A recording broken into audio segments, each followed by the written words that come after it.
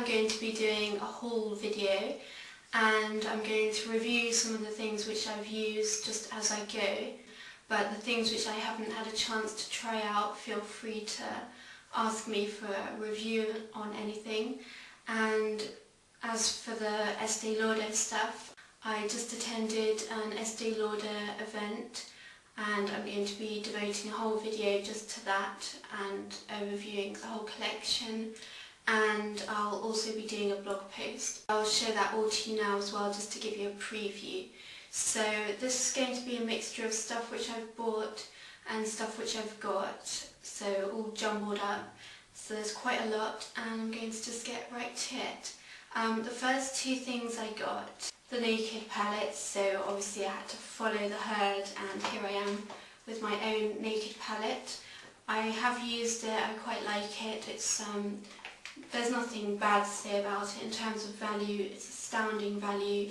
You get those two pencils, you get the primer potion, you get I think 12 shades, and it's just really wearable. And then I got sent these two lipsticks, L'Oreal lipsticks, and these are for the autumn winter catwalk collections, inspired by the desert look apparently. And these have got hyaluronic acid, that moisturising ingredient, and they've got pro-xylane and collagen. So it's supposed to plump up your lips, and I really like these actually. Not sure about the compacts, they're kind of ugly, but on the other hand very useful. They've got this window so that you can see what your lipstick shade is. So that's really innovative, good idea. These are really nice. I love the way they've got kind of a teardrop inside, which has got the product inside it. I got Sparkling Rose, and I got Bright Cocoa. I really love Bright Cocoa actually. It's like that sort of brownish, got that teardrop in the middle, and I really think these are great. They do smell and kind of feel like a drugstore lipstick. They don't have any vanilla or anything fancy, but I certainly think they're a step up. They do feel moisturising, and they wear really nicely on the lips. I've worn this Bright Cocoa quite a lot because I do love the shade. It's a pinky brownish colour, really nice. And the other one is called Sparkling Rose, and that one's just a lovely pink, kind of a Barbie pink shade, which looks like that. So I do like these, and I think they're worth looking into. £8.49, and they're available from October 2010. It'll be 4 different colours: Bright Cocoa, Sparkling Rose, as I've shown you, and then there's going to be one called Freshly Rose and Beamy Plum. So that sounds good. Recently there was an Illamasqua event, which I sadly couldn't attend, but they kindly sent me a couple of products to try. They sent me the black liner, which is called Abyss, and I really adore the packaging on these. This one's red, and this one's green, and this one's blue, and they've all got that scarab beetle, which I adore. And I just think so much effort has gone into this packaging and into the whole concept. I really feel like Illamasqua are suddenly really defining themselves and causing a stir, because until this collection I sort of felt they were still quite new and on shaky ground. I couldn't quite place them, but now I feel like they really are just the brand to go to if you're looking for different looks and gothic looks and that type of thing. Looks like that. It's got a nice thin nib, as you can see there.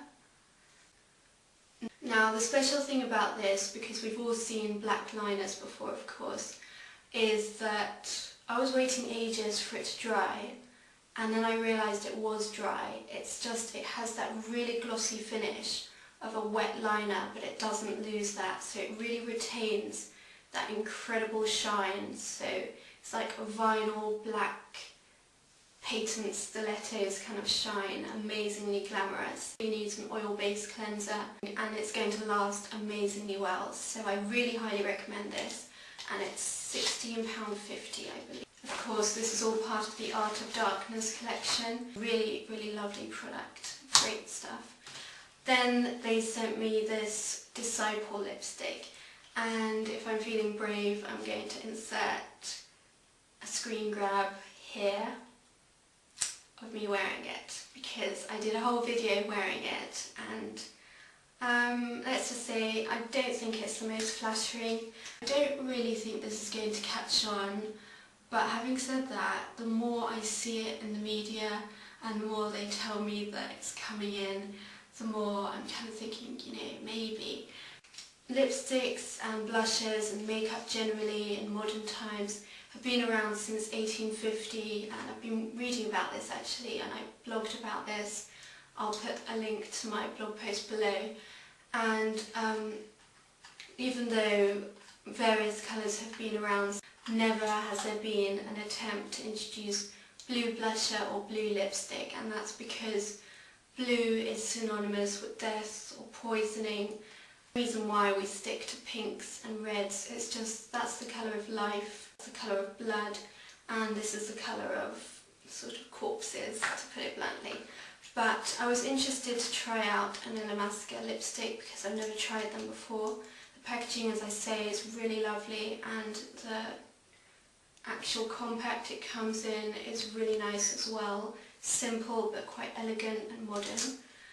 I have to say, if you've seen the screen grab, you'll know this is quite a difficult shade to wear at the best of times, but the formulation is very dry and stodgy, so that doesn't help matters, and this is £15, and for a novelty lipstick I think that's pushing it a bit.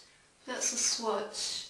I think you can see even from the swatch that it doesn't go on very smoothly. The reason they've got this at all, I believe, is just as a symbol, as a beacon, just to show we're different, we've got a blue lipstick, have something so radical in their lineup. So on its own terms, I think it's great, but I don't think blue lips are going to catch on.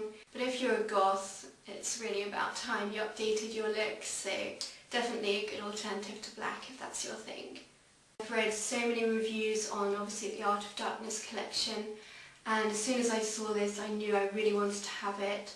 It's the pure pigment that they've brought out for, and it's £15. It's only 1.3 grams, so obviously that's quite steep product amount. I do notice these things, but having said that, the deciding vote came when I read Temptalia's review on this, and she said you have to see it to believe it, and that she got stopped in the street whilst she was wearing it. And for someone like her who must be so jaded seeing samples coming in all the time, for her to say that it's backup worthy and it's different, obviously that counts for a lot.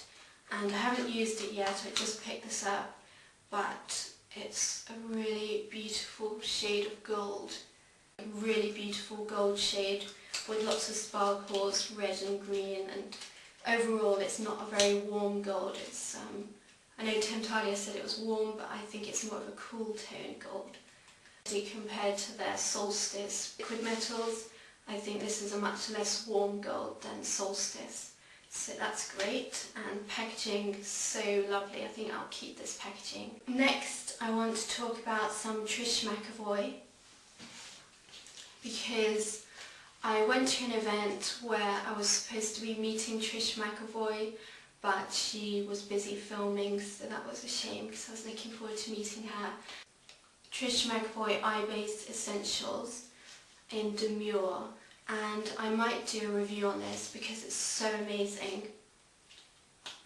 And this is an eye base, obviously, as the name would imply, and it's £16. It's literally as good as Urban Decay Primer Potion, which never happens. Urban Decay Primer Potion is the best primer of all of them, and I've tried quite a few. It's a beautiful shade. It reminds me of MAC Paint Pot in Girl Friendly. It's got that slight mauvey undertone, and yeah, I think I'll review this in depth, but it's a beautiful pale pink with a tiny bit of sparkle. So if you wear this by itself, it covers all your discolorations, which obviously a Decay Primer Potion doesn't do. So it's thicker, but still goes on really light. And the way you're supposed to use this, it's got a doe foot applicator. I read that the way you're supposed to do this, according to Trish McEvoy, is to take your thumb and forefinger and just squeeze it out. So I don't know if you can actually see the colour. It's very similar to my skin tone. It really livens up your eye area, but more to the point, it literally prevents creasing. Then I got this, which is the Trish McEvoy Beauty Emergency card. And this, as soon as I saw it, I knew I had to have it. And even though I already had this, the Naked palette, I felt really guilty about getting this as well. Obviously it's not remotely as good value, but for Trish McEvoy, it's a saving. And it's just so elegant and so slim. No one does compacts like this except Trish McEvoy. It's her absolute forte. I think I'm going to blog about this as well, but just thought I'd show you. And it comes like that. And the shades are a lot more cool toned than the Naked palettes. They're not dupes or anything. There's some quite frosty ones which initially put me off, but the taupey shade is amazing. Really beautiful colour payoff and really shimmery and complex. So I love that. And you get your definer here, which if you haven't tried Trish McEvoy definers, they're absolutely amazing. You just put your brush in there, wet your brush, and you get a really deep line. You push it on there with a push brush, and you get a really deep, thin line, and it really looks very natural, but yet very dramatic. So highly recommend this. I love it. It's my new favourite purchase actually. And that's £30. Then there's this range called Helen E, which with an accent on the E, and I've always seen this in Debenhams, I think it is, either Debenhams or House of Fraser, and I always thought it looked quite cheap, but in the interest of completion I decided to try it out. So I got a lip crayon in Candy Floss. And I really wanted this to be like my Trish McEvoy Lip Essential pencil, which is amazing. And it looks like it. It's lovely pink. And I've got quite a few pale lipsticks, but I never really found a good pale pink lip liner. So I was hoping this would be it. But I've tried using it to fill in my lip, and it goes on quite patchy, and it's not good for that. And when I use it as a liner, it just doesn't seem to blend into my skin tone, so I'm not very happy with that. And then I got this lip gloss, which is called Pink Satin, and it looks like a very nice beigey pink, which it is, but I really don't like the overbearing, sweet, sickly smell. And these are both around the £10 mark, so I don't think they're worth it. And I got some nail polishes, and I got this one which I'm wearing right now, which is by Zoya, and it's called Juno. This one looks absolutely amazing in the bottle, and it has got that kind of bug-like reflectiveness, but in person I do really like it, but it's kind of less dark and less complex than it looks in the bottle. But they go on really nicely, so I like that. It's purple without being gothic, so I think that's quite hard to achieve, because usually purple nail polish is a bit gloomy or gothic, so this one's very girly, fuchsia purple. And then I got this purple, which is amazing. It's a matte one, you can probably tell the bottle's slightly frosted glass, and again it's Zoya, and this one's called Savita, and this one goes on really beautiful aubergine dark purple. Love this. The only thing I don't like about this is that obviously if you put a top coat on, it loses that matte effect. I do have a matte top coat by Guerlain, but I think that would make it even more matte, so I can't really wear a top coat with this, then I'll lose the effect. So after about 3 days it does chip, but it's certainly worth it. I love that.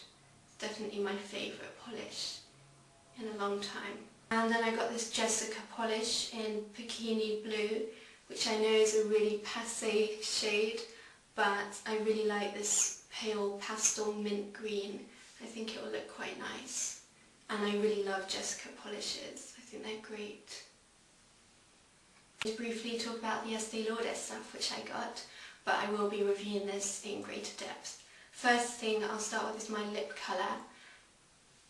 And one thing I will say about this collection is that it reminded me how much I miss red lips. I think because of YouTube I've got quite brainwashed to think that pale beigey or pinky lips are the way to go. Wearing a red lip is really refreshing and I really like this red lip. This one is called Extravagant Berry and the whole collection is called Extravagant Gold, I believe, but I'll be doing a review so I'm not going to go into too much depth now. Using a lipstick like this, you just realise that there's such a disparity between bad lipsticks and good lipsticks, because this is just a really good lipstick. Instant colour payoff, smoothness, and just a real pleasure to use.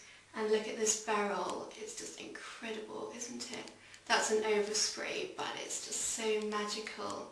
I adore that. So that's the shade and that's it on my lips. So that's really beautiful. And I got 2 nail polishes. These are out already, so you can definitely pick them up. And I picked up the gold one, Extravagant Pearl, really beautiful. And this one, which is amazing purple, it's called Extravagant Night. And it's just fantastic. Really right up my street. In my experience, Estee Lauder polishes are top notch. And then I got this lip palette, and I've never really had a lip palette, not being into that whole dipping your finger into it, but when I saw these shades I really liked them.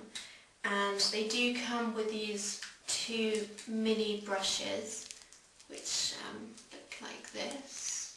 You can see every shade that you'd want, and these are like lip glosses. So I've actually got that middle shade, I've used it as a blusher and it worked really well. And I've got these 2 lip glosses. These are out already so you can pick them up. This Perfect Nude, which is, as the name suggests, looks like a perfect nude beigey shade, really nice. And this one is called Star Ruby, and it's a very Christmassy, beautiful, glistening red, really nice. I wore that earlier today, so those are good, and I'm quite a fan of Estee Lauder lip glosses, especially Twilight Petal, which is really nice. Most excitingly of all, I've got this amazing new fragrance, and I've been looking for a good winter fragrance for a while. If you've watched my perfume video, which I'm going to link below, I've got a really amazing beloved perfume by Donna Karan, and I'll just, you can watch the video if you're interested. But anyway, that's never been matched, but this is kind of in the same family. It's a really, really seductive fragrance, amazing. It's called Sensuous Noir, and it's an eau de parfum.